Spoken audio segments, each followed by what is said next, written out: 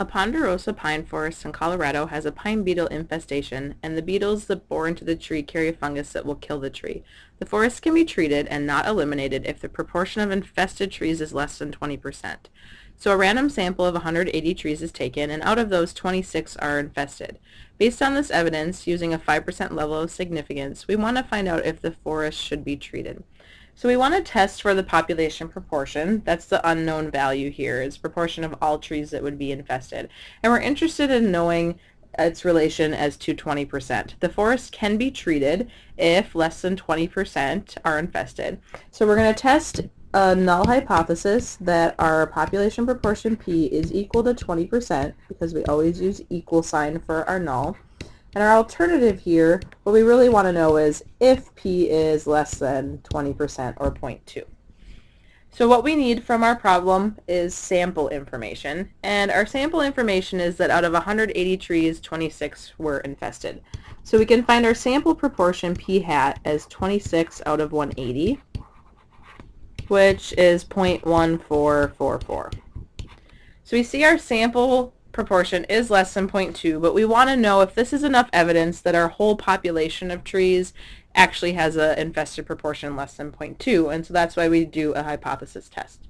So we find our test statistic, Z, by taking our sample proportion minus the value we wish to test for, 0.2, divided by square root of our test value, 0.2, times 1 minus our test value of 0.2, over our sample size here, which is 180. So n is equal to 180.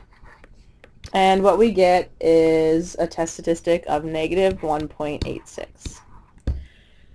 We want to look that up in our normal table to find our p-value.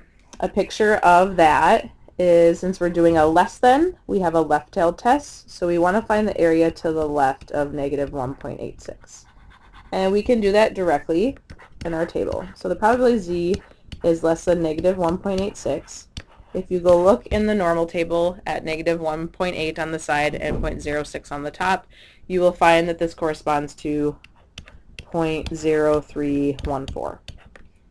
So we'll compare our p-value 0.0314 to our significance level of alpha equal 0.05, and we see our p-value is less than alpha. When our p-value is less than our alpha value, we are able to reject the null.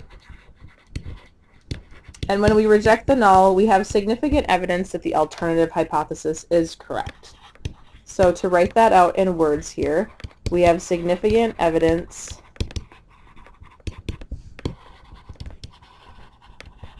that P, which is the population proportion of infested trees,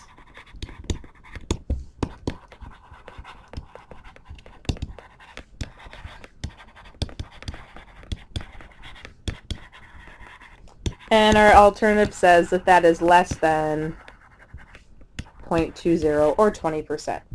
So the forest can be treated.